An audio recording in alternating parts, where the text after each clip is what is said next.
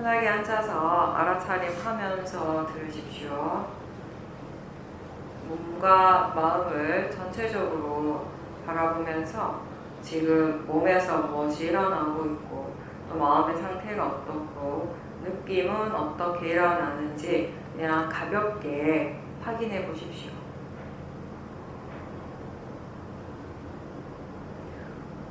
지금 여기 법당에는 바깥에서 큰 소음이 들리는데 공사하는 소리 들으면서 마음의 느낌이 어떤지 그런 것들도 함께 지켜보십시오.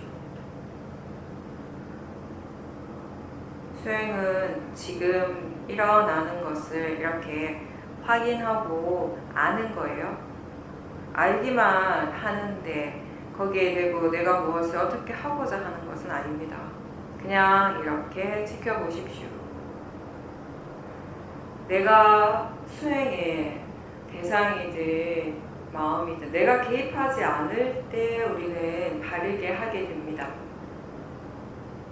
일상에서 별 일이 없어도 습관적으로 우리가 이 몸과 마음에 주로 힘을 주고 있고 긴장하는 경우가 많기 때문에 그렇게 힘을 주고 있다면 힘을 빼는 연습을 하도록 하십시오.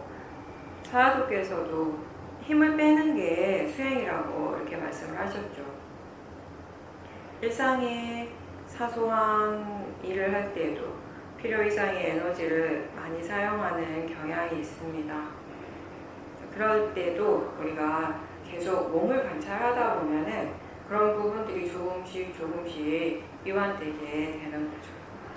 그러니까 어떻게 하면 힘이 빠지는가 하면 딴 게 아니라 계속 관찰을 하는 거예요. 일상에서 계속 관찰을 하고 내가 밥을 먹을 때에도 걸을 때에도 세수하고 화장실 볼일 볼 때도 양치할 때도 항상 알아차림을 하는 거죠. 하려고 노력하고 사티가 계속 있다가 보면은 이게 몸에 이렇게 힘이 들어가고 있다라는 것을 느끼게 되거든요.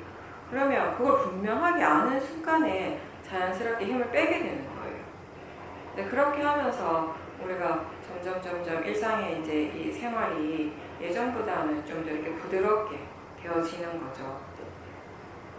제가 예전에도 그런 얘기 한 적이 있는데, 저 처음에 미얀마 가서 수행을 할 때 관찰하는 거 계속 이제 연습하고 하는데 새벽에 일찍 이제 일어나서 법당에 가기 전에 세수하고 양치하는데 그 순간에 제가 온몸에 힘을 엄청 주고 있다는 사실 그때 처음 깨달은 거예요.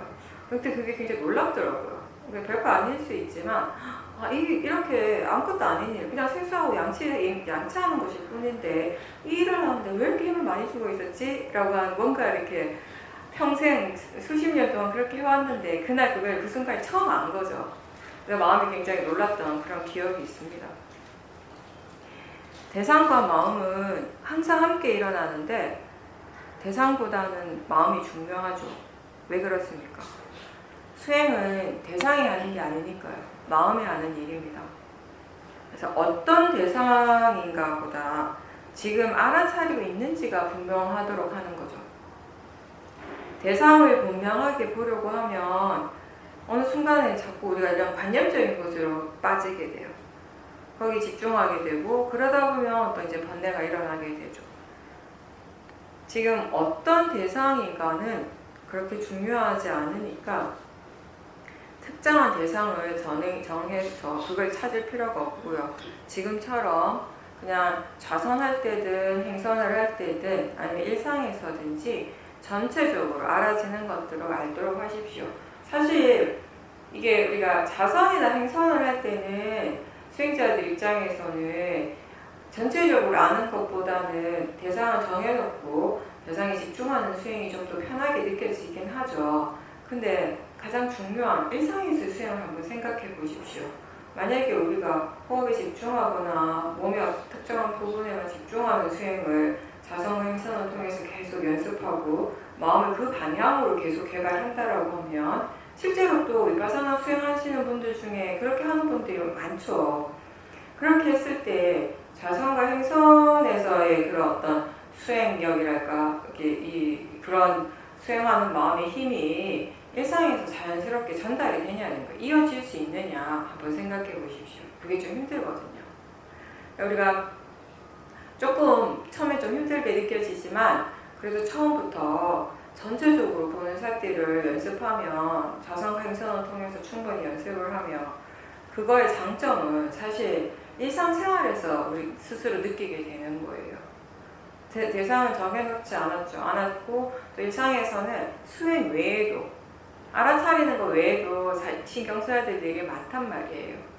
그러니까 그럴 때 이게 자성과 행선을 통해서 우리가 육문에 어떤 것이든지 그냥 알 수 있는 대로 알아차림하는 걸 계속 연습하고 그게 익숙해지면 일상에서 바쁜 생활 중에서도 알아차림하는 수행하는 것이 훨씬 이제 쉽게 느껴지게 되는 거죠. 그래서 좌선할 때도 굳이 호흡이나 몸의 감각에 집중할 필요가 없는 거예요. 그냥 시작할 때 몸과 마음을 지금처럼 이렇게 훑어보고요. 전체적으로 알 수 있는 대로 알고 질문하면서 마음이 계속 깨어있고 삿띠가 이어지도록 노력하시는 거예요. 그게 핵심이니까. 이제 그렇게 하다 보면 이제 여러 가지 대상들을 알게 되고 그만큼 이제 마음의 힘이 좋아지는 거죠. 그러니까 마음의 힘이 좋아지면 여러 대상들을 같이 아는 것은 전혀 어렵지가 않아요. 마음이라고 하는 거는 내가 원하는 대로 일어나게 할 수 없는 거잖아요. 내 마음대로 바꿀 수도 없는 거예요. 마음이 지금 그렇게 일어나고 있기 때문에 우리는 그걸 알 수 있습니다. 거기까지예요. 그러니까 중요한 점은 어떤 마음이 일어나든지 그거를 내가 바꾸고자 의도하지 않고 지금 그냥 그렇게 일어나면 일어나는 대로 사라지면 더 사라졌다라고 아는 거고 그걸 계속 유지할 수 있도록 노력한다라는 것입니다. 일어나는 대로 아는 것이기 때문에 사실 수행이 그렇게 어렵지 않은 거예요. 어렵지도 않고 그렇게 복잡하지도 않습니다. 굳이 우리가 뭘 막 생각을 많이 해야 될 필요도 없어요. 굉장히 단순한 일이에요. 아, 이게 일어나는구나. 아, 이렇게 일어나는구나. 그냥 그거니까. 알기 위해서 노력하고 계속 노력하면서 이 지켜보는 마음, 수행하는 마음의 힘이 점점 좋아지게 되는 것입니다. 계속 알아차리기 때문에 삿대 힘이 좋아지는 거죠. 그리고 동시에 이렇게 삿대 힘이 좋아졌을 때 전체적인 마음의 느낌도 편안해지고 고요해집니다. 뒤에 잘 들리세요? 네, 잘 들립니다. 마음이 불편하거나 편안하고 고요하거나 어떤 상태이든지 그거는 내가 하는 게 아니잖아요. 내 일이 아니고 마음의 일입니다. 마음의 일이라는 말의 의미는 내가 그걸 원하는 대로 바꿀 수 없고 어떻게 할 수 없어요. 일단 각각의 마음의 조건에 따라서 지금 일어날 대로 일어난다라는 거예요.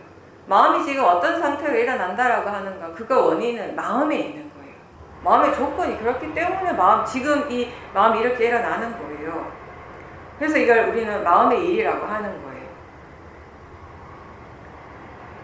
원인과 결과가 모든 마음이 일어나는 그런 이치인 거죠. 마음이 좋다라고 할 때 삿띠, 사마디, 위리야, 신심, 지혜 이 오력의 힘이 좋은 겁니다. 기본적으로는 삿띠와 바른 견해가 함께 이렇게 토대가 되어지는 거죠. 그리고 이런 모든 좋은 마음의 요소들이 균형이 잘 맞는 거죠. 그럴 때 이제 힘이 좋다라고 합니다. 어느 한쪽으로 치우치지 않고 알아차림을 계속 하고자 하는 노력이 바른 노력이에요. 알고자 하는, 알아차리고자 하는 노력. 그래서 알아차리고 있는지 계속 확인하고 견해가 바른지 자주 확인하는 것 또한 바른 노력에 들어가는 거예요. 위리아에 이제 영역이 들어가는 거죠. 노력을 바르게 한다면 이 노력을 바르게 할수록 몸과 마음의 물리적인 에너지, 물리적인 힘은 줄어들게 돼요. 수행을 하기 위해서 어느 정도의 힘을 사용하는가 이 부분을 얘기를 한다면 그 힘은 줄어들게 돼요. 그렇다면은 더 우리가 편안하게 더 오랫동안 수행을 할 수 있겠죠. 힘이 줄어들, 물리적인 힘이 없어도 수행을 할 수 있으니까. 노력이라고 하는 의미가 힘을 강하게 줘서 잘하는 그런 의미가 아니고 계속 하고자 하는, 이 일을 계속 하려고 하는 그 마음의 힘이에요. 그 의도예요. 수행은 좋은 마음을 개발하는 일입니다. 그런데 그럼에도 불구하고 많은 수행자들이 수행을 하면 할수록 뭔가 마음이 힘들어지는 경우가 있죠. 그거는 수행을 바르게 하지 못하는 거죠. 수행하는 마음에 번뇌가 있는 거예요. 그래서 그냥 무조건 열심히만 하면 다 돼, 이게 아니라는 거예요. 열심히만 한다고 다 잘 되는 게 아니라 바르게 열심히 해야 되는 거죠. 수행하는 마음에 번뇌가 없이 열심히 하면 할수록 마음은 더 좋아지겠죠. 그래서 지금 어떤 마음으로 수행하고 있는가를 보라고 하는 거예요. 견해가 어떤지를 점검하라고 하는 거예요. 견해가 바르게 수행을 한다면은 사실 대상과 상관없이 사티는 이어지게 됩니다. 대상이 계속 바뀌어도 아무 상관없어요. 사티는 계속 이어지게 되고 마음은 고요해집니다. 안정적이 되죠. 그리고 이러한 마음의 상태가 이 지혜, 통찰지가 일어나는데 꼭 필요한 조건이 되는 것입니다. 제가 항상 그 얘기하죠. 수행자들이 이제 수행이 어느 정도 능숙해졌을 때, 지혜가 일어나는 경험들을 하게 되었을 때, 그 지혜가 어떤 지혜인가 스스로 반조하고, 동시에 이 지혜가 일어나는 데 있어서 어떤 마음의 조건들이 갖추어졌기 때문에 일어날 수 있었는가, 즉 지혜가 일어나기 이전의 마음의 상태들이 어떠했는가를 한번 이렇게 봐야 된다는 거죠. 그래야지 우리가 원인과 결과를 함께 알 수 있는 겁니다. 위파사나 수행은 지혜를 개발하는 것이 목적이고, 그 과정에서 이 마음이 고요해지는 것을 경험을 하게 되는 거예요. 꼭 좌선이 아니라고요. 일상의 생활을 하면서도 마음이 위리아를 일으키고, 그래서 수행을 계속 지속할 수 있다면은 육체적인 이런 막 에너지를 사용하고 몸을 많이 움직이고 있어도 마음의 고요함은 체험할 수 있습니다. 마음이 고요해지기 위해서 두 가지 방법이 있는데, 강하게 집중을 하거나 아니면 지혜를 사용하거나. 물론 우리는 집중이 아니라 지혜를 사용하는 쪽이죠. 집중을 해서 고요해지는 것이 사실 더 빠르고 쉬운 방법이긴 해요. 이거는 특별하게 뭘 이렇게 수익적인 어떤 방법이 필요한 것은 아닌 것 같아요. 어떤 하나의 뭐 호흡이라든지 하나의 대상에 강하게 집중하고 계속 마음이 다른 대상 쪽으로 가면 또 다시 가지고 오고 원래 주대상으로 가지고 오고 하다 보면 어느 순간에 마음이 고요해지는 게 느껴지는 거죠. 근데 이게 좀 더 쉽게 할 수는 있는데 마음이 좀 불안정한 상태예요. 무슨 말인가 하면 외부의 어떤 다른 조건들에 의해서 쉽게 깨지는 거예요. 좌선을 고요하게 잘 하다가 바깥에서 갑자기 큰 소리가 나면 갑자기 그 사마디가 깨진다던가 이제 그런 식이 되는 거죠. 지혜로서 고요할 때는요, 이게 대상이나 외부의 영향을 잘 받지 않습니다. 그런 것 때문에 마음의 고요함이 깨지지는 않아요.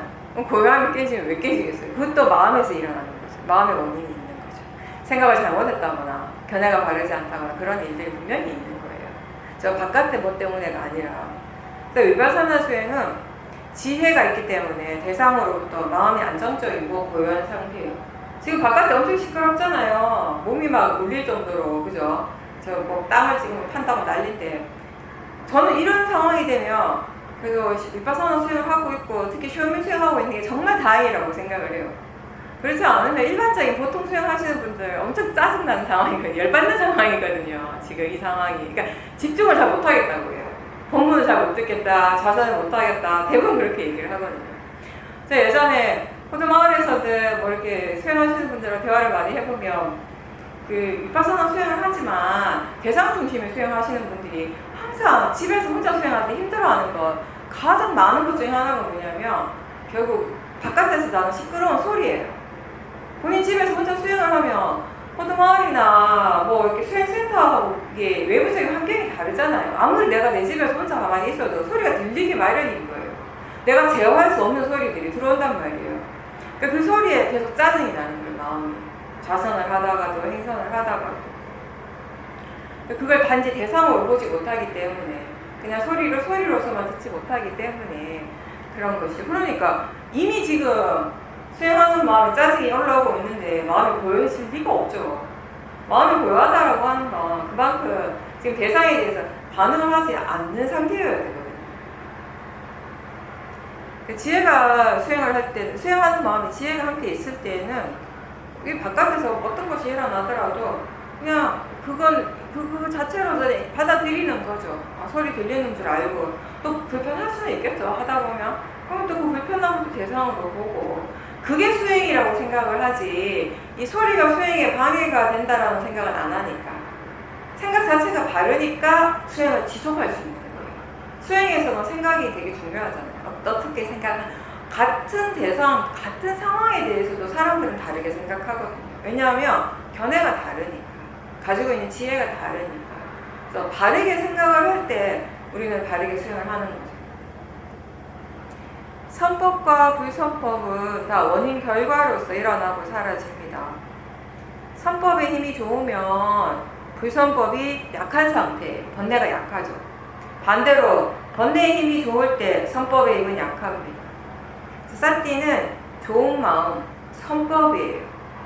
삿띠가 없다면은 번뇌가 이미 있어요. 수행은 좋은 마음의 힘을 계속 증장시키는 방향으로 가는 거예요. 그게 수행의 방향성이에요. 제가 항상 얘기하는. 그러니까 선법과 불선법 중에 우리는 어디에다 집중하는가? 선법이라는 거예요. 이 선법을 열심히 키우겠다. 이 힘을 계속 증장시킨다. 우리가 하는 건 그거예요. 그죠? 이게 되면 반대쪽은 저절로 되니까 신경 안 써도 되는 거잖아요. 번뇌 없애기 위해서 일부러 막 이렇게 신경 안 쓰잖아요. 번뇌를 위해서 우리가 하는 일이 뭐죠? 번뇌를 알아차리는 거예요. 거기서 핵심은 번뇌가 아니라 알아차림이에요. 알아차림. 선법의 힘이 좋아지면 불선법의 힘이 자연스럽게 약해지고 그래서 결국 번뇌가 사라지는 것입니다. 그게 우리가 수행을 하는 방향이에요. 번뇌가 완전하게 사라지려면 어떻게 해야 되는가? 그 각각의 번뇌의 성질을 우리가 이해해야 되는 거죠. 탐심을 지켜보고 화를 지켜보고 어리석은 마음을 대상으로 지켜보는 것은 그 각각의 번뇌의 성질을 이해하기 위해서 지켜보는 겁니다.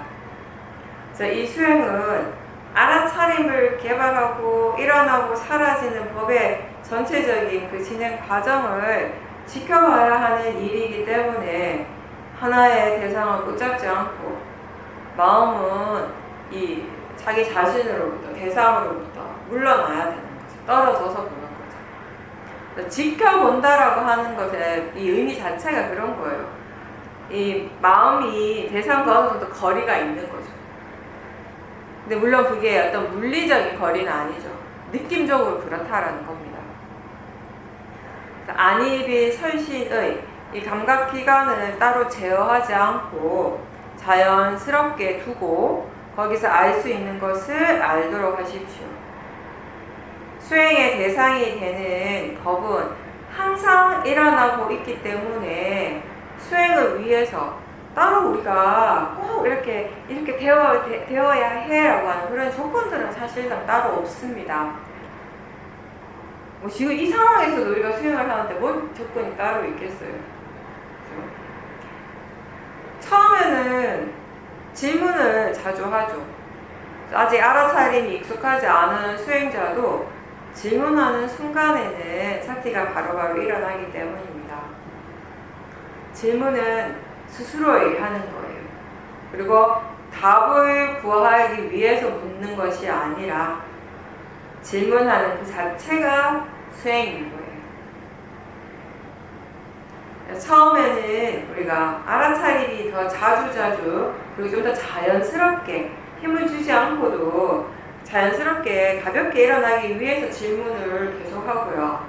나중에 사띠가 이어지면은 그때는 지혜를 개발하기 위해서, 조사를 하기 위해서 질문하는 거예요. 질문의 성격이 다르죠. 다른데 어쨌든 양쪽 다 사띠를 위해서는 조사를 하는 질문이건 질문의 역할은 굉장히 중요하다라고 보시면 돼요. 이것 또한 다른 수행 방법에서는 잘 볼 수 없는 시험인 수행의 좀 특징이긴 한데, 뭔가 수행자가 좀 더 적극적으로 노력을 하는 거예요.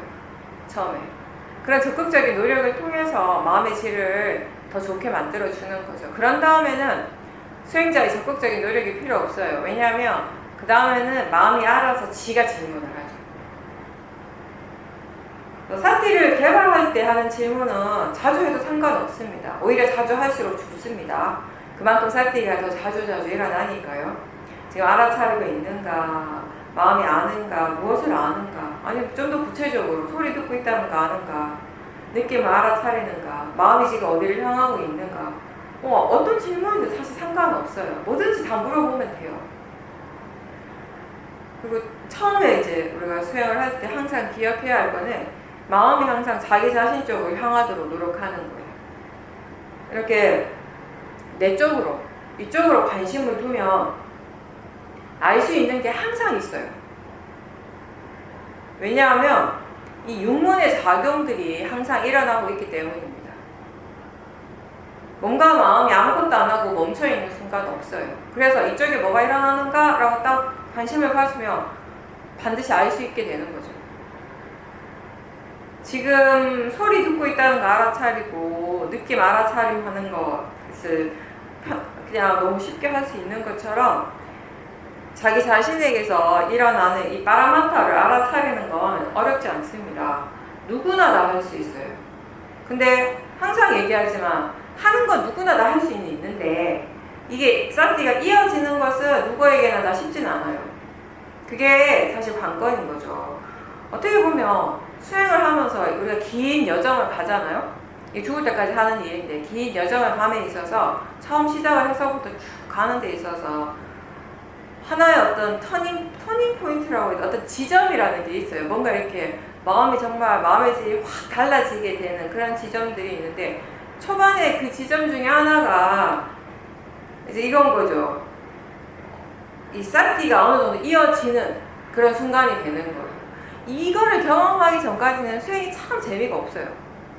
해도 맨날 되돌이펴고 해도 다시 처음으로 돌아가고 나는 열심히 하는 것 같은데 맨날 보면 다시 처음으로 돌아가 있고 마음은 도대체 사띠가 뭐지? 막 이런 질문하고 있고 근데 이제 어느 순간에 이게 사띠가 이어진다는 느낌을 갖게 되는 거죠. 이제 그때부터 뭔가 이렇게 마음의 질이 많이 바뀌게 돼요.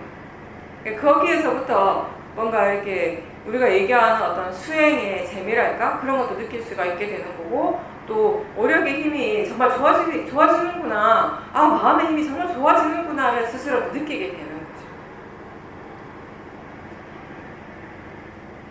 질문 자주 하면서 마음을 계속 깨워주고 이렇게 수행을 하는데 익숙해지도록 노력을 계속 하는 것입니다. 그래서 이게 익숙해지면 이제 따로 우리가 장소나 시간을 정해놓고 막 애쓰지 않아도 일상에서도 수행을 좀 더 자연스럽게 하게 되는 거죠. 내가 하는 것이 아니고 마음이 수행을 하기 때문에 자연스럽다고 느끼는 겁니다. 항상 그래요. 이게 수행이라는 것이 뭔가 내가 하는 노력이 들어가고 내가 뭔가 이렇게 애를 쓰면서 수행을 할 때와 나라는 것이 전혀 없이 마음이 그런 것들 다 알아서 수행을 할 때 이렇게 바뀌었을 때 우리 굉장히 편안해지기 시작하거든요. 그리고 되게 자연스럽게 느껴지고 가볍게 느껴지고 그때 그런 생각을 하죠. 아, 이게 이렇게 쉬운 거였구나. 이게 이렇게 편안한 거였구나. 알면은 쉬워요. 이해하고 하면 이것만큼 쉬운 게 없는데 그냥 저절로 되는 느낌이 드는데 모르면 모아가 강하면 이것만큼 또 어려운 게 없는 게 수행이 되는 거죠. 아는가? 라고 질문할 때 뭔가 안다는 느낌이 분명하면 그거는 사띠가 있기 때문이에요. 사띠가 익숙해졌을 때 어느 정도 이어질 때 우리가 수행하는 마음을 대상으로 할 수 있죠. 이 윗바사나 수행의 대상은 육문에서 일어나는 그 각각의 작용들이에요. 안일비 선신에서 무엇이 일어나고 있는가를 계속 다시 아는 걸 하는 거예요. 보고 듣고 맛을 알고 냄새 알고 느끼고 이 모든 것들은 일어나는 그 감각 기관은 달라요. 눈을 통해서 일어나고 귀를 통해서 일어나고 몸을 통해서 일어나고 다 다른데 마음이 어떻게 일어나는가 그 작용하는가는 다르지 않아요. 그쵸? 마음이 눈이라는 감각 기관을 통해서 대상을 압니다. 대상을 알기 위해서 마음이 대상을 향하고 그쪽에 주의를 기울이고 대상을 알고 이런 것들 이러면 우리가 보는 게 되는 거죠. 마음이 귀를 통해서 대상의 주의를 기울이고 대상을 알면 소리 듣는 게 되는 것이고 마음은 감각기관을 토대로 일어나고요. 색성향 미촉법이라는 이 대상을 항상 알고 있기 때문에 우리는 보고, 듣고, 느끼고, 맛과 냄새 알고, 생각하고 이런 것들을 하게 되는 거죠. 근데 볼 때 보는 데서 멈추지 않고 소리 들을 때 듣는 데서 멈추지 않고 느낄 때 느끼는 데서 멈추지 않죠. 그런 것들을 또 조건으로 해서 또 다시 일어나는 마음이 있잖아요. 육문의 대상에 대해서 마음이 종종 반응을 합니다. 같은 대상에 대해서도 여러 가지 다른 마음들이 일어날 수 있기 때문에 대상에 대해서 매 순간 마음이 어떻게 반응하는지 관심을 가져야 되는 거죠. 그러면서 우리가 탐심과 진심을 많이 보는 것 같아요. 거기에서. 소리 듣는 데서 일어나는 화의 마음, 탐심의 마음, 뭔가 보일 때 그 보이는 대상에 대해서 일어나는 번뇌들, 그리고 그 번뇌의 느낌, 이런 것들에 대해서 우리가 점점 익숙해져야 되는 거죠. 빠라만타는요, 그게 일어나기 전까지 우리는 알 수 없어요. 뭐가 어떻게 일어나는지 모르는 거예요. 그게 실체가 있는 게 아니잖아요. 어딘가에 존재하고 있는 것이 아니고 그냥 그거 자체에 고유한 성질이 있고 그 성질대로 일어나는 그 작용인 거예요. 그래서 일어나는 순간에 우리는 알 수가 있습니다. 스위치를 딱 켜는 순간에 전기불이 딱 켜지는 것처럼 그게 조건이 딱 지어지는 순간에 그 작용이 반짝하고 일어나는 거예요. 그 순간에 그걸 알아차리는 마음이 또 함께 반짝하고 일어나는 거죠. 소리에 대해서 또는 몸의 감각에 대해서 내가 예전에 어떤 특정한 반응을 계속 했다고 해서 지금도 역시 마음이 그런 식으로 반응할 거라고 생각한다면 그건 모화예요. 근데 우리는 그런 어리석음을 굉장히 많이 가지고 있어요. 그러면서 결국 우리는 그 모든 것들을 나라고 하는 그 존재로서 귀결을 시키는 데 익숙해져 있거든요. 근데 이제 그게 아니라는 거죠. 지금 일어나는 마음은 그냥 지금 일어나는 마음, 나하고 상관없이 지금 이 순간에만 일어나는 마음이에요. 그게 빠라마타예요. 그렇게 일어나는 마음은요, 항상 새로운 거예요. 이전에 내가 한 번도 경험해보지 못한 마음이에요, 이거는. 나는 되게 경험 많이 했다라고 생각하는데 그거 뭐 하거든요. 내가 이거 이미 아는 거다. 이미 익숙하고 이거 내가 많이 경험했던 것이다라고 생각하면 그거 뭐 합니다. 대상을 아는 마음이 현재이고요. 그 대상에 대해서 또 반응하는 그 마음 또한 역시 현재고요. 과거는 계속 다 지나갔어요. 지나간 모든 마음들은 다 과거인 거예요. 불과 1초 전도요. 근데 수행은 현재에 관한 거잖아요. 현재에 집중하는 거잖아요.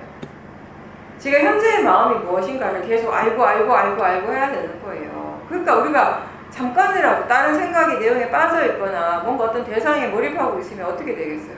그 현재의 순간 다 놓치는 거죠. 현재의 그 마음을 나하고 동일시하지 않고요. 그냥 마음이라고 알고 대상이라고 알면서 사태를 계속해 나가는 겁니다. 여러 가지 소리가 들리지만 그 각각의 소리에 대한 마음은 또 달라요. 그죠? 저 바깥에서 나는 소리에 대한 마음과 지금 제가 하는 제 목소리에 대해서 일어나는 마음 다른 것이에요. 어떤 소리에 대해서는 좋아하는 마음, 편안한 마음이 일어나고 어떤 소리에 대해서는 싫은 마음이 일어납니다. 그건 보이는 대상에 대해서도 마찬가지고요. 몸의 감각에 대해서도 그럴 것이고 맛이나 냄새는 말할 것도 없어요. 맛이나 냄새에 대해서는 어쩌면 더 분명하게 반응하죠. 더 분명하게 반응한다는 건 그 대상들에 대해서 마음의 수행이 좀 덜 됐다라는 의미이기도 해요. 맛은 그냥 마실 뿐인데 우리는 늘 그것에 대해서 맛있다거나 맛없다고 생각하고 대상에 대해서 그렇게 믿고 있어요. 그런 마음들이 또 다시 다 대상이 되는 거죠. 맛있다고 할 때 이미 탐심이 있습니다. 거기에. 왜냐하면 맛있는 맛은 원래 없거든요. 수행은 맛에만 집중하고 그걸 즐기는 것이 아니라 탐심을 대상으로 지켜보는 거죠. 탐심을 보고 그때 그 느낌을 알아차림하는 거예요. 사람들은 맛있는 맛이 있고 맛없는 맛이 따로 있다라고 생각하지만 맛은 그냥 맛이죠. 맛있고 맛이 없고는 음식이 아니라 마음에서 그렇게 생각하고 판단하는 거예요. 먹을 때 탐심이 있다라는 것을 알면서 먹어야 되죠. 좋아하는 마음이 없으면 맛은 그냥 맛으로 알아져요. 물론 탐심이 있다고 해서 또는 지금 화의 마음이 일어난다고 해서 수행을 안 하는 건 아니에요. 수행이 없다라고는 할 수 없어요. 그런 번뇌를 알아차림하는 게 수행이니까. 알아차리고 있다면 마음이 지금 수행을 하고 있죠. 번뇌가 번뇌의 일을 하듯이 마음은 마음의 일을 잘 하면 됩니다. 그러니까 맛있다 맛없다도 정말 주관적이고 너무나 관념적이 있거든요. 제가요 저희 건강상의 문제로 이렇게 이 시기를 한다고 할까나 이렇게 신경을 많이 쓰는 한 석 달을 그렇게 했는데 진짜 자극적인 거 안 먹고 기름진 거 안 먹고 몸에 안 좋거나 안 먹고 이제 그렇게 했는데 굉장히 순수하게 먹는 거예요. 순수하게 먹고 간식을 거의 안 하죠. 중간에 간식을 거의 안 하는데 가끔 할 일 있으면 콩이나 먹고 두유나 마시고 이제 나 이런 정도고. 그러면서 제가 유일하게 먹는 게 뭐냐면 뻥튀기인데 그 뻥튀기도 바깥에 일반적으로 이렇게 파는 뻥튀기는 단맛도 있고 막 그러잖아요. 그런 뻥튀기 말고 그냥 완전 그냥 순수 곡물로 가요. 소금도 안 들어가, 천일염도 하나 안 들어가, 그냥 곡물로 된 거. 근데 그런 걸 전혀 안 먹다가 자극적인 거나 뭐 이런 간식 같은 걸 거의 안 먹다가 그걸 되게 오랜만에 먹어봤어요. 맛있는 거예요. 첫 마음이 맛있네 이렇게 얘기를 해요. 그 마음을 보는 게 재미있었어요. 그러니까 왜 재밌냐면 이게 절대 맛있는 맛이 아니라고 한쪽에서 알아요. 아는데 한쪽 마음은 거짓말을 못해. 맛있다 그러고 있어요 또. 그러니까 제가 만약에 막 달달한 거 많이 먹고 옛날처럼 뭐 아이스크림 먹고 뭐 달달한 거 먹고 맛있는 과일 같은 거 먹고 이런 걸 주로 먹다가 진짜 애가 맹물 같은 그 먹었으면 절대 거기에 대해서 마음이 맛있다라고 했겠어요. 그걸 딱 한 입을 딱 넣는 순간에 제가 한 게 아니에요. 마음이 지가 그랬어요. 아 맛있네. 이거 괜찮네. 이렇게 얘기를 하더라고요. 그러니까 이게 맛있다라고 하는 거, 맛없다라고 하는 거 자체가 그때그때 지 마음이 지 마음대로예요. 그냥 말 그대로. 네. 근데 우리는 그러니까 그 맛에 대해서만 그런 게 아니잖아요. 제가 이제 예를 들어서 맛에 대해서 얘기를 한 거지 보이는 곳에나 소리에나 다 똑같아요. 몸의 감각들이나 다 마찬가지인 거죠. 그런 것들이 일반적으로는 보통의 마음은 그게 결국 대상에서 일어난다고 생각합니다. 대상의 본질이라고 생각을 한단 말이에요. 그렇죠? 우리가 생각하는 대상의 본질은 그런 것들이었어요. 예전에 우리가 생각했던. 근데 지금 그게 대상의 본질이 아니라 마음에서 일어난다는 거. 그 마음도 정말 믿을 만한 마음이 아니라는 거. 번뇌의 마음이 그렇게 얘기를 한다는 걸 이제 알게 되는 거죠. 알아차림이 분명하고 그게 이어질 때는 알고 있다라는 것을 다시 알아차리려고 노력해 보십시오. 육문의 작용들을 바로 알 때보다 이 수행하는 마음이 훨씬 안정적으로 느껴집니다. 그렇게 수행을 할 수 있을 때. 대상에 대해서 잘 반응하지 않죠, 일단. 고요하고 안정적인 그런 마음으로 우리가 수행을 지속할 수가 있어요. 마음의 느낌이 확실히, 수행하는 마음의 느낌이 확실히 달라지죠.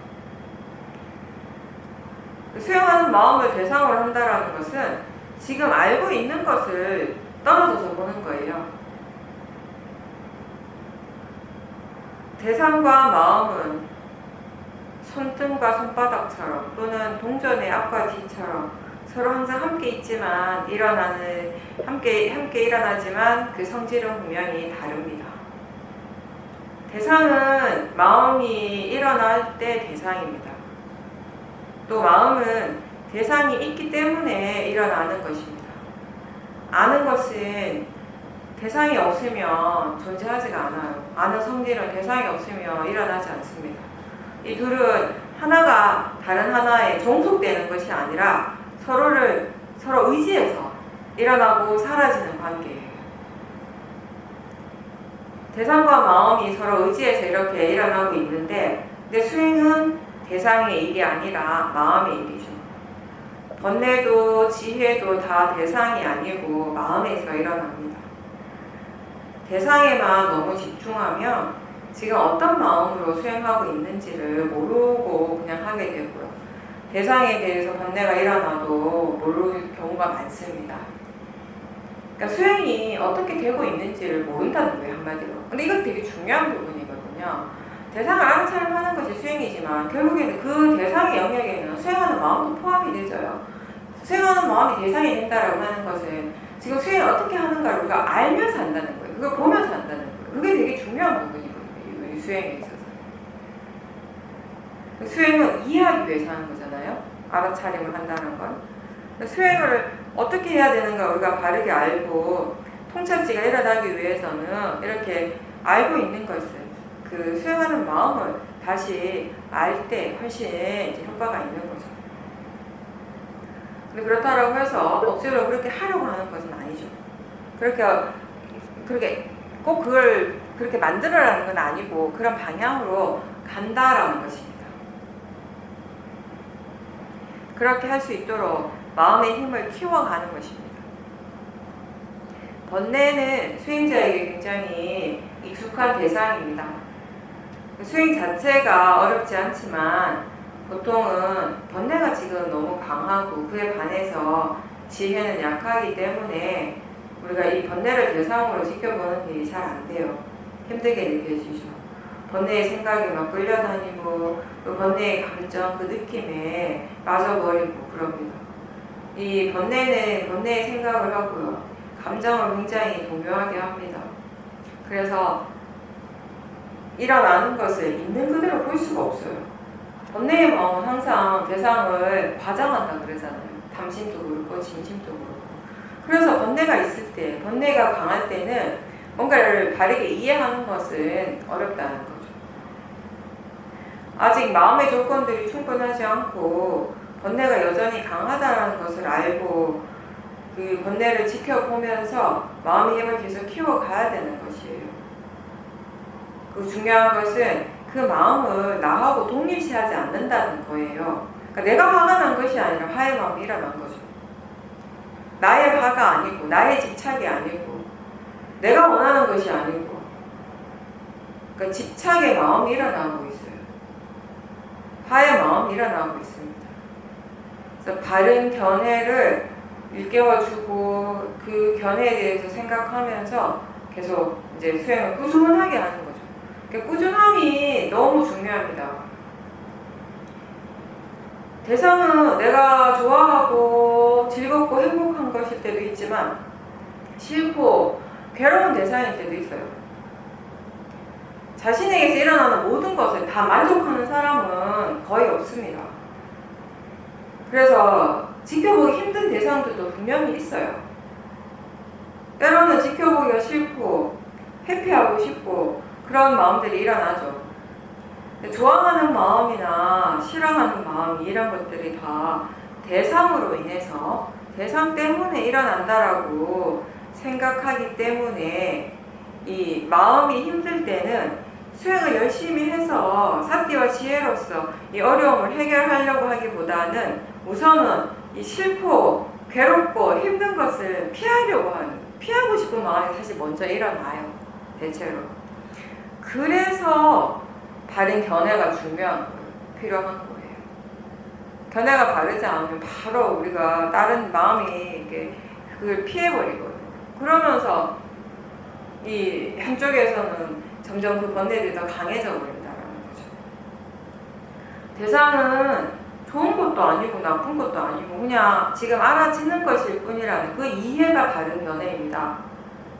이게 수행을 우리가 하는데 꼭 필요한 중요한 지혜죠.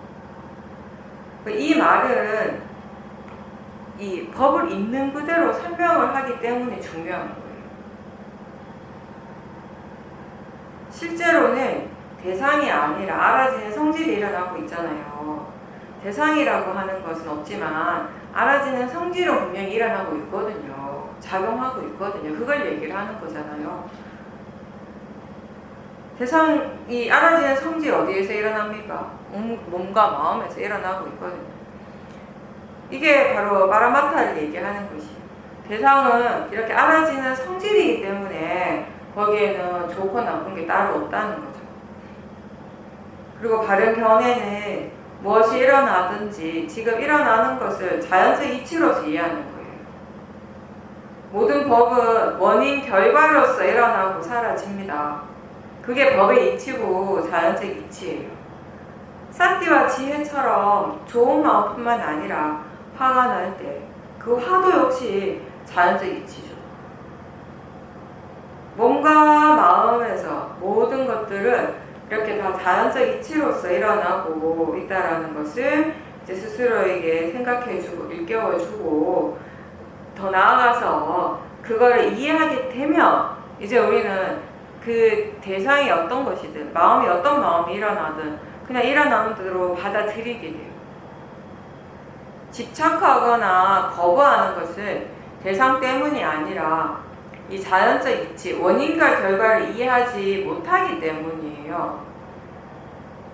모든 번뇌는 결국 모학, 어리석음이 그 뿌리가 됩니다. 더운 것이나 추운 거나 다 느낌이잖아요. 그죠?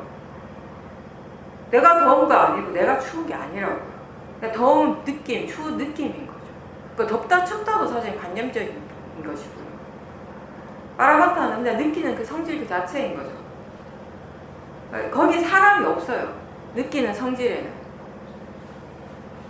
그 느낌을 일으키는 주체가 따로 있는 것이 아니에요. 소리를 만드는 누군가가 따로 있는 게 아니라 그리고 생각을 하는 주체가 따로 있는 것이 아니에요. 소리와 그것을 아는 마음이 일어나기 때문에 우린 들을 수 있는 거예요. 지금 저 소리가 들리는 거죠. 들리기 때문에 듣는 것이고요. 매 순간 대상을 아는 마음이 육문을 통해서 일어납니다. 그렇게 마음이 대상을 알기 때문에 육문의 작용들은 또 일어나고요. 모든 것이 이렇게 각각의 조건에 따라서 일어나는데 거기에 바른 견해가 없으면은 그 일어나는 것을 자꾸 나하고 동일시하잖아요. 우리는 거의 본능적으로 자동적으로 그렇게 생각해요. 내가 듣는다, 내가 생각한다. 근데 일어나는 것을 나라고 생각하고 내 것이라고 믿을 때 또 거기에서부터 번뇌가 이제 일어나는 거죠. 더 잘 보고 싶고, 더 잘 듣고 싶고, 더 좋은 거 듣고 싶고, 더 편안한 것을 느끼고 싶어 하고, 맛에 집착하고, 생각의 내용에 마음이 동요하고. 누구나 항상 좋은 것만 체험하고 싶고, 좋은 것만 느끼고 싶어 해요. 대부분의 사람들. 내가 원하는 대로 되기를 원하는 그 욕망이 있죠. 그 욕망이 충족되지 않으니까 화가 나는 거예요. 배가 엄청 고파서 이렇게 맛있는 거 먹고 싶은데 맛없는 거 나오면 화가 나는 거예요. 그게 우리 마음을 가장 기본적으로 잘 보여주는 거예요. 그 번뇌들 기저에는 모화가 있어요. 어리석음. 이 몸이 나고 이 마음이 나라는 그렇게 믿는 마음이죠. 나라고 믿기 때문에 이게 내 몸이고 내 마음이라고 믿기 때문에 더 좋기를 원하는 거예요. 더 좋아지고 항상 좋기만 하고 내가 원하는 대로 되기를 원합니다.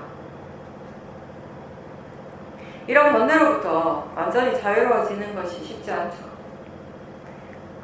굉장히 오랜 시간 동안, 세월 동안 우리는 탐진치를 더 키워가는 방향으로 살아왔거든요.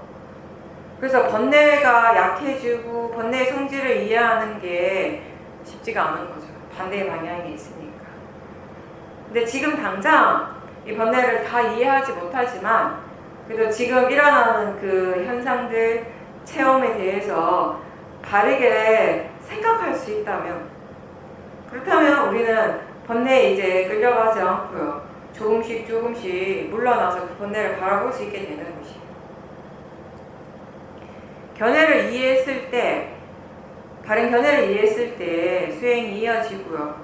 번뇌가 아주 약해지게 됩니다. 그러니까 법이 하는 수행이 되는 거예요. 그럴 때는 잘하려고 애쓰지 않아도 알아서 잘해요, 수행을.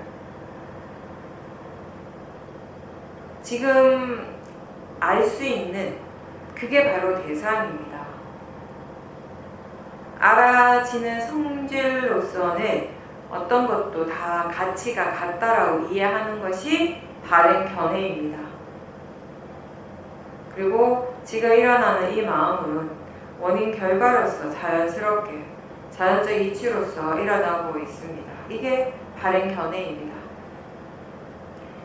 마음이 지금 체험하고 있는 실제하는 현상들이 나하고 아무 상관없이 그렇게 일어나고 있습니다. 여러 가지 조건들이 한테 어우러져서 하나의 결과가 나타나게 되고 그 결과를 우리는 이 몸과 마음을 통해서 체험하는 거죠. 어떤 결과든 우리가 할 수 있는 거, 우리가 해야 하는 일은 거기에 대한 알아차림입니다. 사띠를 놓치지 않고 항상 함께 있도록 노력하기 위해서는 아까 얘기한 그 바른 견해가 반드시 필요합니다. 이 마음은 익숙한 대로 하려고 하는 성향이 있습니다. 그죠? 아시죠? 하나의 방향성이 있어요. 그쪽으로 자꾸 가려고 하는 에너지 우리가 느끼거든요. 이렇게 가만히 지켜보고 있으면. 그래서 자꾸 반복하게 되는 거예요. 그러면서 그런 마음의 에너지가 점점 더 특정한 마음의 에너지가 더 강해지고 어떤 일을 함에 있어서 순서라든지 과정이라든지 결과라든지 이런 것들이 어떤 패턴이 딱 만들어지는 거예요. 만약에 중간에 어떤 조건이 바뀔 일이 없다면, 조건이 바뀌지 않는다면 마음은 계속 그런 방식대로 이제 계속 일어나는 거죠.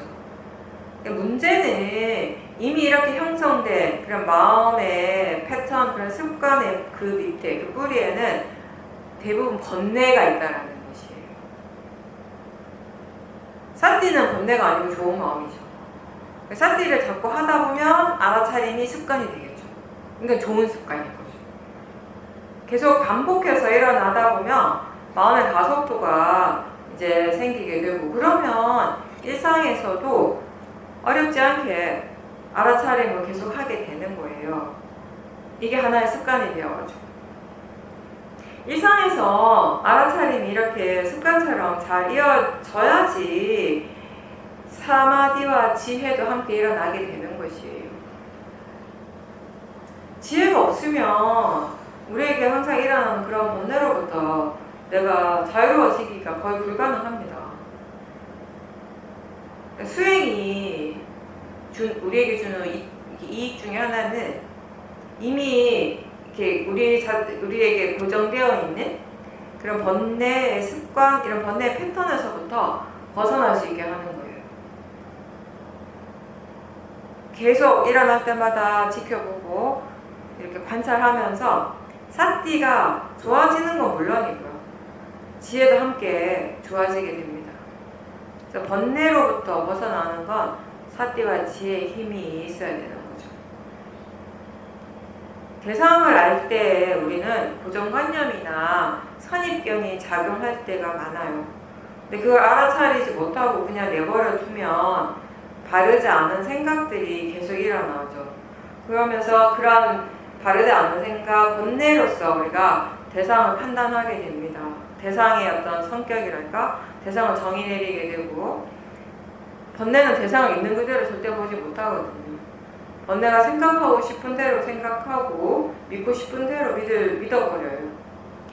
그런 생각들과 그리고 그 대상에 대해서 일어나는 여러 가지 반응하는 마음들을 우리가 함께 지켜보면서 대상에 대해서 이미 이런 바르지 않는 여러 가지 고정관념들이 있다라는 것을 보게 되죠. 그리고 그 고정관념에서 또 얼마나 많은 번뇌가 일어나게 되는지도 알게 됩니다. 번뇌가 토대가 된 여러 가지 잘못된 믿음이나 신념 이런 것도 우리가 이제 보게 되는 거예요. 만약에 사티와 지혜가 없으면 이런 신념이 우리가 평생을 살아가는 어떤 원동력이 되는 거예요. 그거 굉장히 고통스러운 거죠. 사실 좀 무서운 거예요. 어떻게 보면 어리석음의 신념, 모하의 신념으로 평생을 내가 살아간다는 거, 그죠? 모르니까 살죠. 그냥 알고 보면 진짜 위험한 거죠. 그게. 그러니까 번뇌의 위험을, 모하가 강하면 번뇌의 위험을 전혀 알지 못해요. 자각하지 못하죠. 지혜는 그걸 알죠.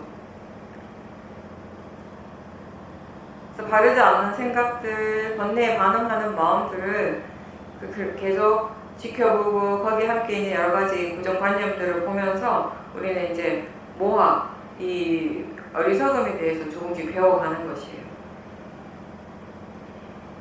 그런 생각, 그런 마음들이 또 다른 마음에 어떻게 영향을 주고 특히 우리 일상에서 일어나는 말과 행동에도 어떻게 영향을 주는지도 함께 지켜봐야 되는 거예요.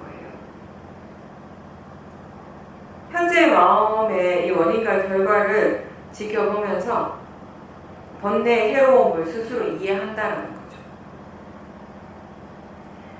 번뇌의 해로움이라고 하는 건 머리로 알고 생각으로 아는 것이 아니고요.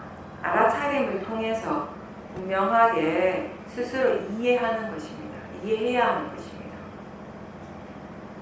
수행은 우리 자신에게 오랫동안 있던 그런 고정관념이나 선입견이 대상을 향한 이 마음에 어떻게 영향을 주는지를 볼 수 있는 기회가 되는 거죠. 일어나는 여러 가지 이 마음의 진행 과정들을 지켜보면서 그런 번뇌의 생각들을 믿고 따라가는 것은 정말 이익이 없다라는 거, 위험하다라는 것을 이제 그때 알게 되는 것이에요.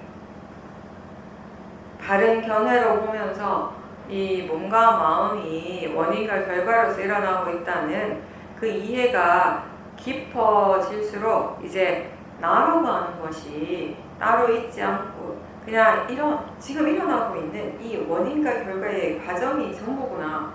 이것만 일어나고 있을 뿐이구나라는 것을 이제 많이 깨닫게 되는 거죠.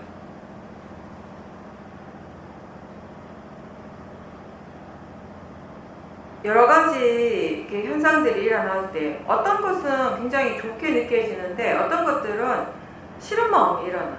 싫은 대상이 돼요. 그러면 보통의 마음은 그 좋은 것만 끌어안고요. 부정적이고 좋지 않은 대상들은 밀어내죠. 보고 싶어 하지 않죠.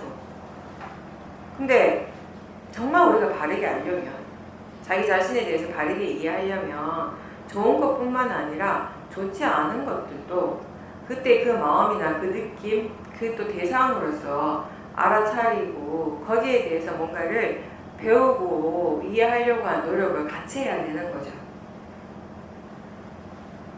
자신에게서 일어나는 모든 것들은 다 알아차림의 대상이고 이해해야 될 대상입니다.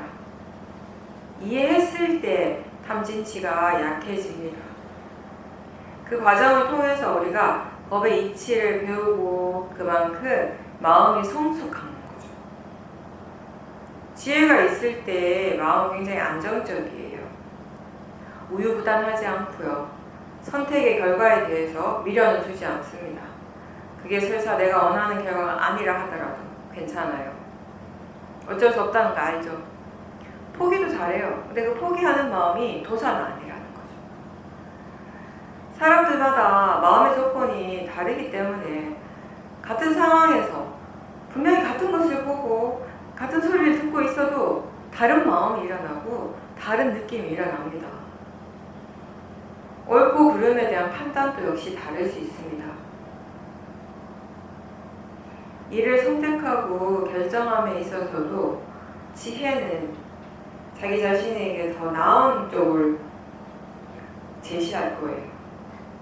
그걸 이미 알고 있는 마음이에요. 어떻게 하는 것이 더 이익이 있는지. 더 이익이 되는 방향으로 이끌어가는 것이 지혜입니다. 어떤 선택을 하고 대상에 대해서는 어떻게 반응을 할지, 또 어떻게 행동하고 어떻게 말을 할지, 이 모든 것들은 각자 이 지혜의 수준에 따라서 달라지는 것입니다.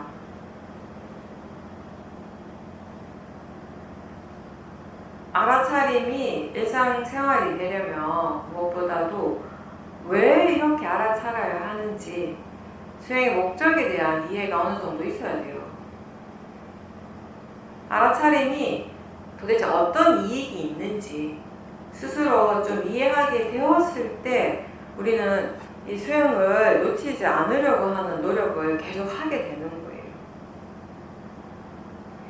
지금 이 순간 사띠와 지혜가 함께 있는 것이 우리 자신에게 어떤 이로움이 있는가를 수행을 통해서 각자 배워가는 것입니다.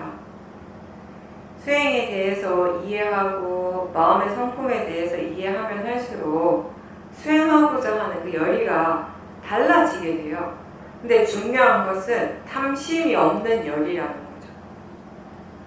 수행자한테 분명한 것은 사띠의 이익을 충분히 알고 이 알아차림의 가치를 알 때 어떤 조건에서도 마음은 수행하고자 하는 노력을 계속 한다는 것입니다.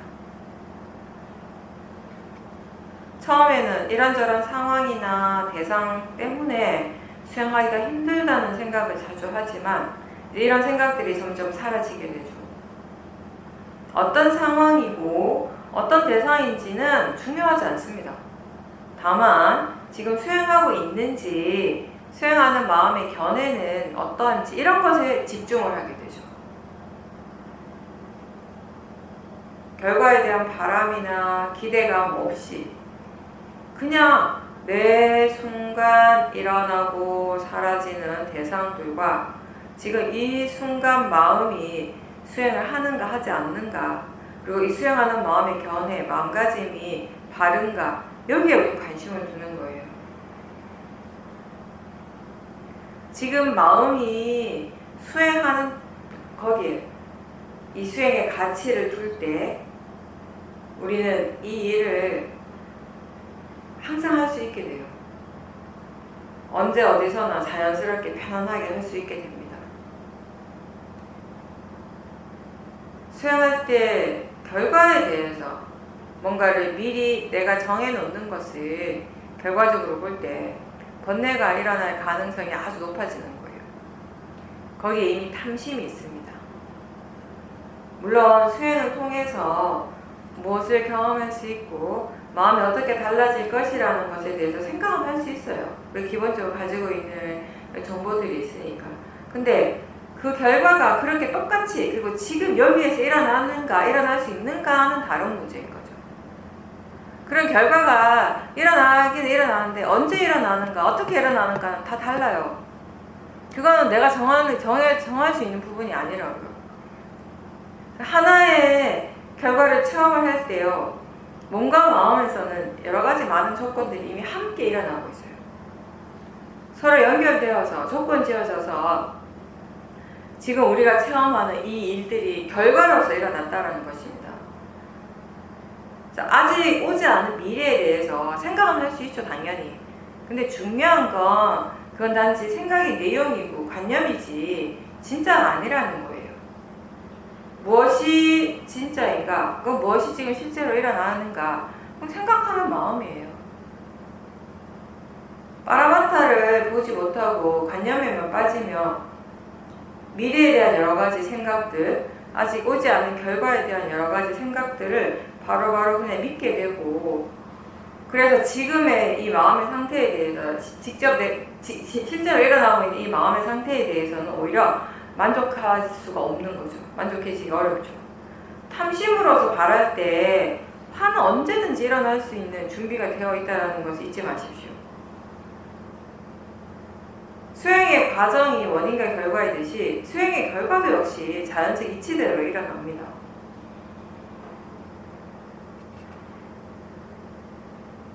수행이 익숙한 수행자들은 번뇌가 있을 때 번뇌에만 집중해서 보는 것이 아니라 그 그것과 함께 일어나고 있는 지혜가 지금 어떻게 일어나고 있는지 어떤 식으로 작용하는지를 지켜보게 됩니다.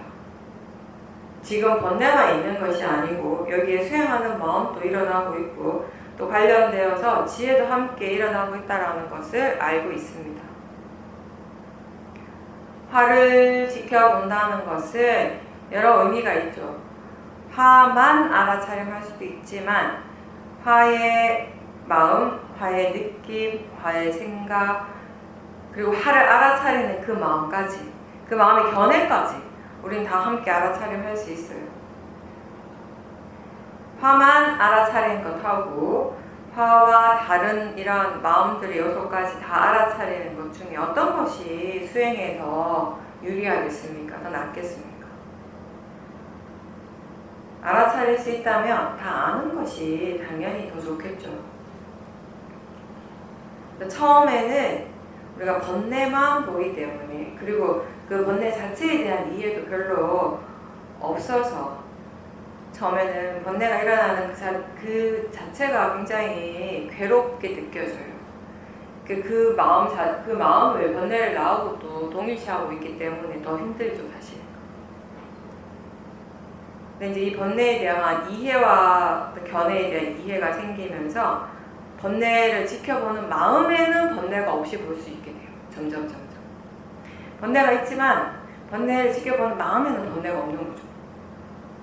그래서 이 동요하지 않고 그 번뇌를 대상으로 떨어져서 바라볼 수 있게 되는 거예요. 그때 번뇌의 마음은 여전히 번뇌가 할 일을 하지만 지켜보는 마음은 거기에 동요하지 않으니까 고요하고 전혀 이쪽에 개입하지를 않죠. 번뇌의 영향을 받지 않는 겁니다. 오히려 이 알아차림 쪽에 계속 머물러 있으면서 번뇌는 어떤 성질인지 어떤 마음인지에 대해서 더 이해하게 되는 거죠. 번뇌가 분명히 일어났고 번뇌의 일을 하고 있지만 마음이 거기에 별로 영향을 받지 않고 그냥 나는 내 일을 할 뿐이라는 그런 느낌이죠. 그래서 이렇게 우리가 수행하는 마음에 견해가 바른지를 계속 확인하면서 그 번뇌를 대상으로 계속 지켜보다 보면 번뇌를 아무 느낌 없이 그냥 덤덤하게 그냥 지켜보는 것도 가능해지는 거죠. 모든 번뇌는 그게 일어나는 원인에 대해서 우리가 분명하게 알 때 멈추게 됩니다. 회피하거나 억누르는 것하고 이해하는 것하고 어떤 것이 우리 자신에게 더 낫겠습니까? 유리하겠습니까? 근데 이제 당연히 이해하는 것이 더 나은데 많은 수행자들이 지혜보다는 아직 모화가 강하기 때문에 결국에는 이 마음이 자기 자신한테 더 유익하고 더 유리한 선택을 하지 않고요. 그냥 번뇌를 따라가는 경우가 많죠. 그게 또 자연적 이치기도 하고요. 몸과 마음에서 일어나는 모든 체험은 수행의 대상이 됩니다. 그리고 그 대상은 단지 알아지는 성질일 뿐이라는 것을 우리가 알아야겠죠. 자연적 이치, 이 법의 이치, 원인과 결과가 바로 무아죠, 무아. 무아에 대해서 많은 수행자들이 이거 내가 아니고 내게 아니고 이렇게 그냥 관념적으로만 이렇게 생각을 하고 거기에 그 실제하는 법의 성질에 대한 이해, 즉 자연적 이치라고 하는 그 자체에 대한 이해는 많이 없어요. 그래서 자신에게서 일어나는 대상과 마음에 대해서 이 이치를 잘 적용을 못하는 거예요. 적용을 못하고 자꾸 나하고 동일시하게 되는 거죠. 무상에 대한 이해도 마찬가지인 것 같아요. 이 무상고 무아의 특성을 가지는 것이 실제하는 법인데 모양이나 색깔이나 크기나 뭐 거리 이런 것, 시간 다 관념이죠. 이런 관념적인 변화를 얘기하는 것이 아니라 모두 물질과 마음의 고유한 성질, 이렇게 일어나고 사라지고 하는 거, 이 물질과 마음이 계속 변화한다는, 계속 항상하지 않고 계속 새롭게 일어나고 있다는 게 지금 이 순간도 그렇고, 그러니까 이건 내가 그걸 지켜보는가 보지 않는가와 상관없어요. 그 자체의 고유한 성질이에요. 일어난 것은 반드시 사라진다는 거. 그게 법의 성질인 거죠. 음식이 혀에 닿는 순간에 맛을 알죠. 그 맛에 대해서 생각하는 동안 아까의 그 맛은 이미 사라졌어요. 없어요. 지금 새로운 맛이에요. 보이고 있다라는 것을 알고 지금 보이는 그 대상에 대해서 뭔가 생각을 할 때 이미 보는 마음은 새롭게 일어났어요. 계속 변한다는 거, 계속 새롭다는 거, 새롭게 일어나고 있다라는 거는 체험이 아니라 이해해야 하는 부분이에요. 법을 체험하는 것이 아니라 법의 성질을 이해하는 거, 그게 이 수행의 목적입니다. 일어나고 사라지는 것이 다 나랑 상관없이 각각의 고유한 이치대로 조건대로 그렇게 되어진다는 것과 일어나는 순간 사라지고 계속 새로운 마음, 새로운 느낌, 새로운 물질 이런 것들이 일어나고 있다는 것을 우리가 이해를 하게 되면 그동안 우리를 힘들게 했던 대상에 대한 집착이라든지 여러 가지 욕심들, 화, 분노 이런 것들을 이제 좀 내려놓게 되는 거죠. 나와 상관없이 내가 어떻게 할 수 있는 것이 아무것도 없는데 모든 것들이 다 나하고 상관없고 그래서 내가 어떻게 할 수 있는 것들은 아무것도 없는데 뭔가를 어떻게 되기를 내가 원하는 대로 되기를 굉장히 갈망한다라고 하는 건 어리석은 거잖아요. 마음이 그거 이제 아는 거예요. 이렇게 뭔가를 갈망하고 집착하는 게 진짜 어리석은 거구나. 좋다라고 이게 지금 일어나고 있는 이 대상이 좋다라고 생각하는 순간 이미 없어요. 근데 도대체 나는 뭐에 대해서 집착하고 있는가? 관념, 내가 생각하는 그 대상에 대해 집착하고 있지 않았던가? 실제는 이미 없는데요. 나는 무엇을 붙잡고 있는가? 마음이 만들어내는 그 이미지, 마음이 만들어내는 그 생각. 그런 것들을 이제 우리가 하나씩 깨닫게 되는 거죠. 집착할 게 있어야 하죠. 없는데. 그러면서 오랜 세월 우리와 함께 했던 여러 가지 번뇌들을 이해하면서 자연스럽게 이런 것들이 사라지게 돼요. 번뇌는 이해하면 사라지는 것들입니다. 그래서 사라지게 하기 위해서 억지로 힘을 주지 말라고 하는 거예요. 법의 이치대로 가는 거니까 어차피. 그 이치를 이해하지 못하면 자꾸 거슬러 가려고 해요. 수용하지 않는 마음은 탐진치를 더 키우는 방향으로 계속 갑니다. 마음의 어떤 고요함이라든지 평온함, 열반 이 길과는 반대의 길을 가죠. 사티와 바른 견해, 지혜의 힘으로써 우리가 바른 방향을 향해 가게 되는 것입니다.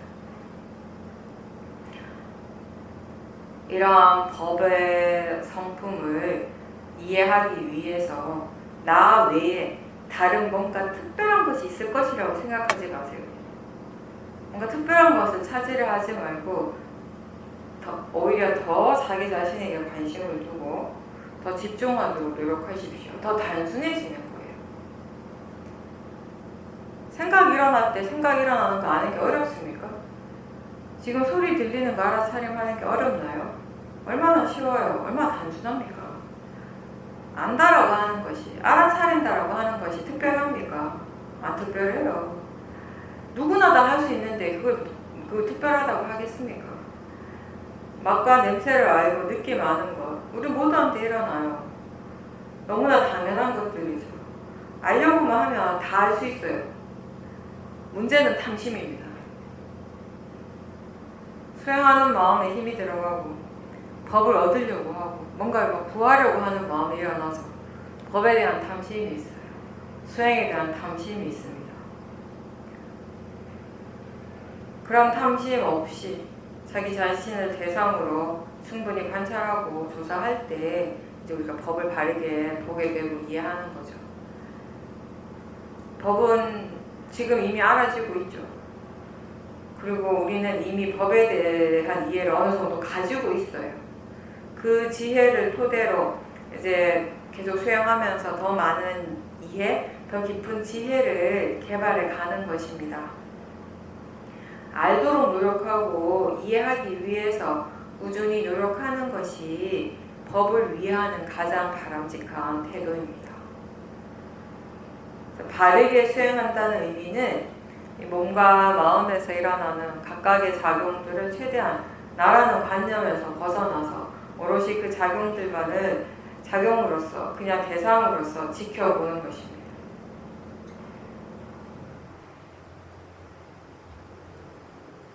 조건에 따라서 일어나는 그냥 그 현상, 작용으로 알고 그렇게 관찰할 때 우리는 매 순간순간 법을 보는 것이에요.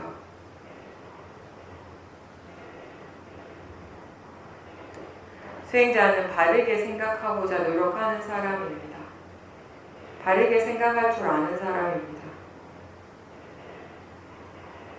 항상 지금 현재에 관심을 가지라는 것은 마음이 지금 일어나고 있는 것을 알아차리고 그것에 대해 어떤 견해로 지켜보고 있는지, 대상에 대해서 어떻게 생각하고 있는지 이러한 것들을 아는 것이 수행입니다.